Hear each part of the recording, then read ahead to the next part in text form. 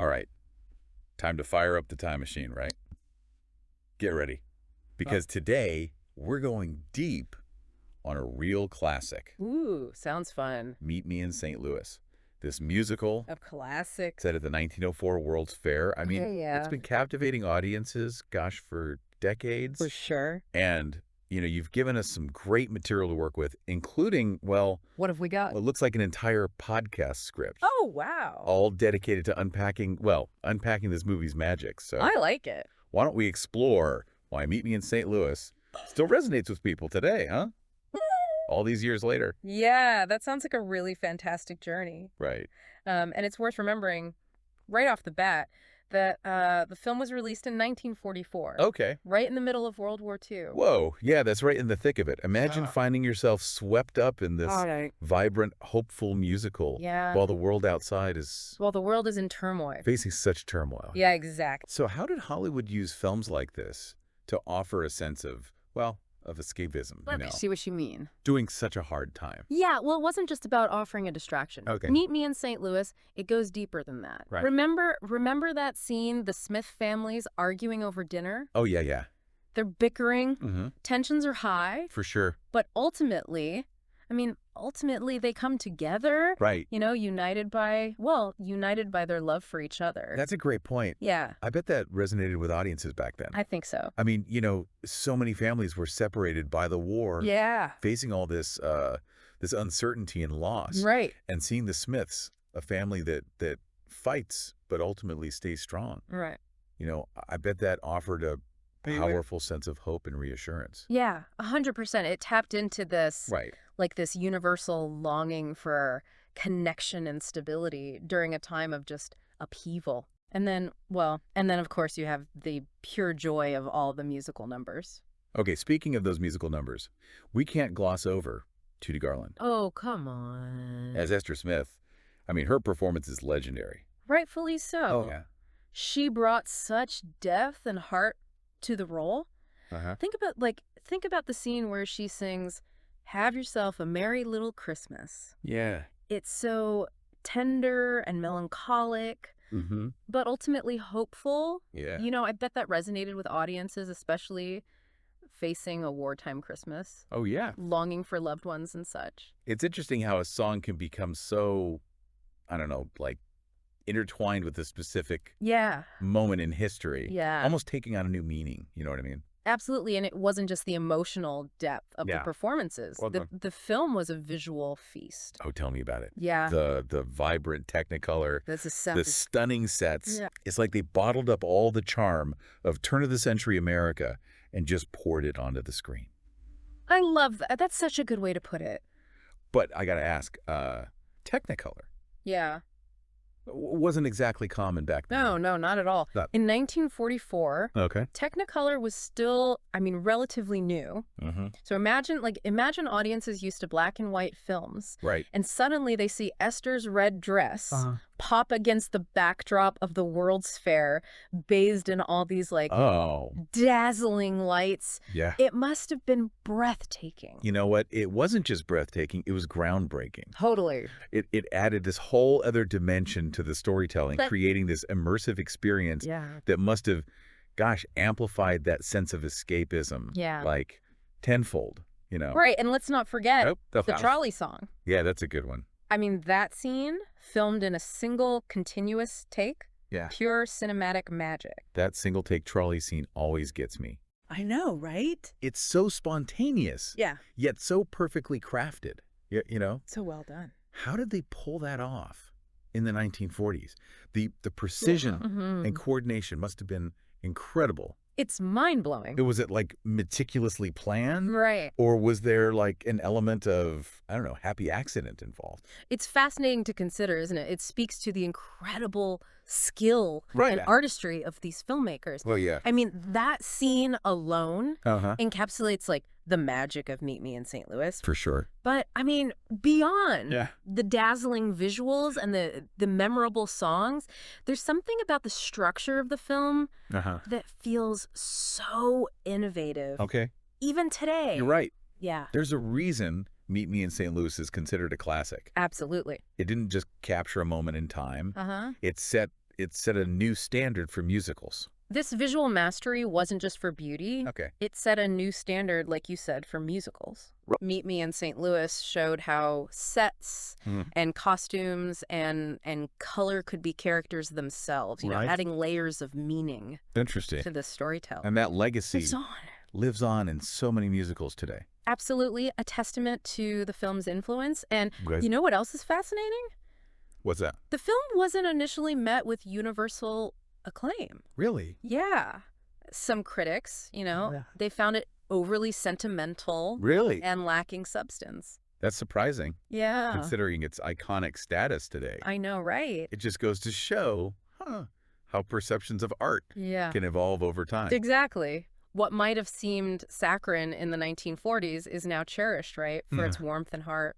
Makes you wonder Yeah. how, I don't know, how current films will be viewed decades from now. That's a great point. It's a reminder that art is constantly being reinterpreted, you know, through the lens of different generations. Yeah. Okay, so we've talked about the historical context, the relatable characters, the groundbreaking visuals. Yeah. But what about the, I don't know, the mastermind Oh, yeah. behind it all, Vincente Minnelli? Yeah. The podcast script you sent mentions his unique style. Mm-hmm. But I'd love to hear, like, your take on how he shaped the film. Well, Minnelli was a true visionary. Okay. He approached filmmaking with this, like, theatrical sensibility, Okay. using color and set design and choreography to create a truly immersive experience. And, you know, his collaboration with Judy Garland is legendary. For sure. Some argue that, well, the real-like romance, Oh, right. which blossomed during filming, you know, fueled their performances, adding this, this layer of intensity and intimacy. Their on-set romance definitely adds another layer, doesn't it? For sure. Some say it ignited their performances, while others argue that, well, that it overshadows the film itself. I've heard that. What's your take?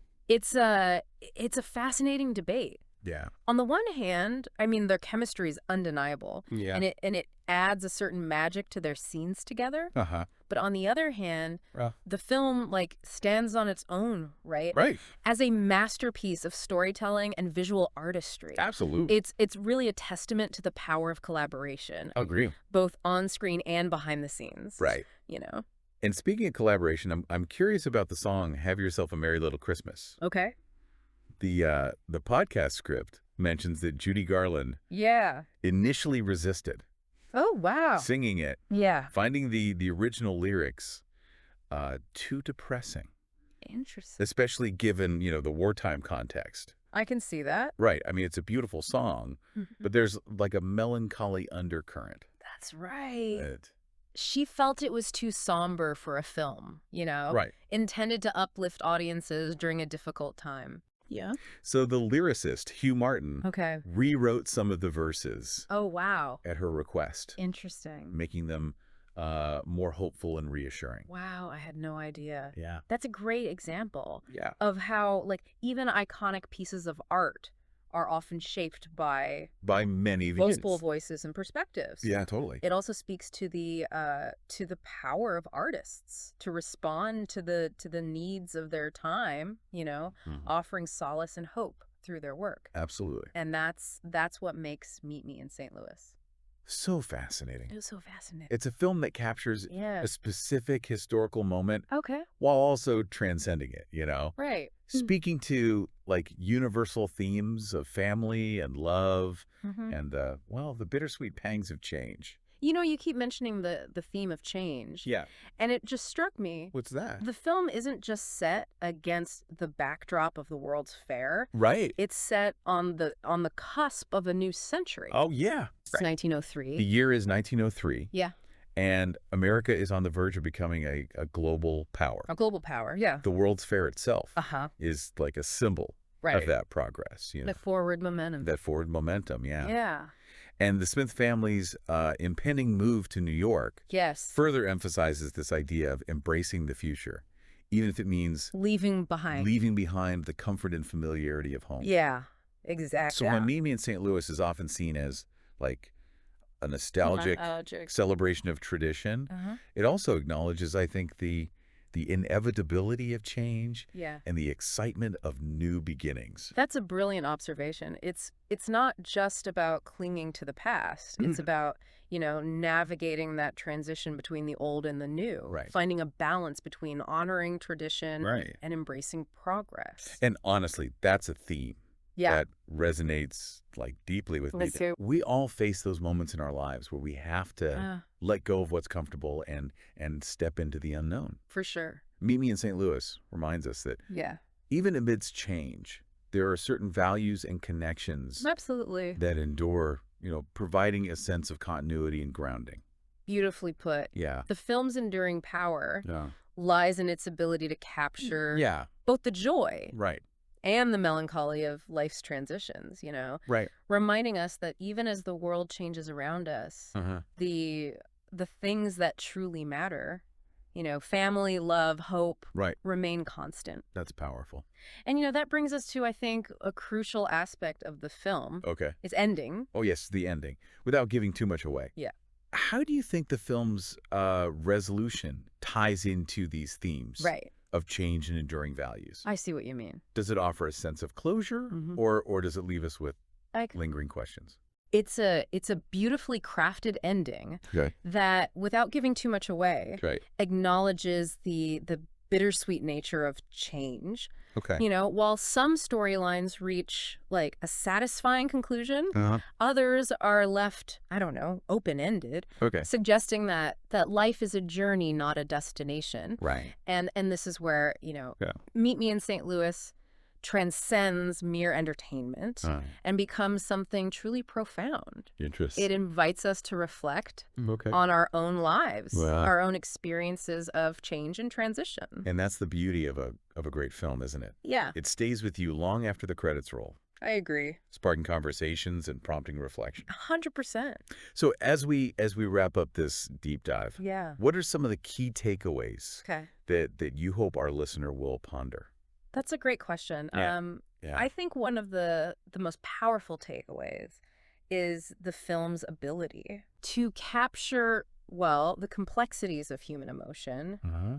It doesn't shy away from sadness Okay. or longing or uncertainty. Right. It embraces those emotions, Interesting. acknowledging that they're an integral part of Yeah. the human experience. That's so true. And it also reminds us that joy and hope Yeah, can coexist with those more absolutely. difficult emotions, right? Yeah, Even in the midst of wartime, Mm. even in the face of uncertainty, right. the film finds those moments of, light, laughter, and connection. For sure. It's a reminder that the human spirit is incredibly resilient. It really is. And I think that's one of the reasons Meet Me Yeah. in St. Louis continues to, Right. resonate with audiences today. Yeah.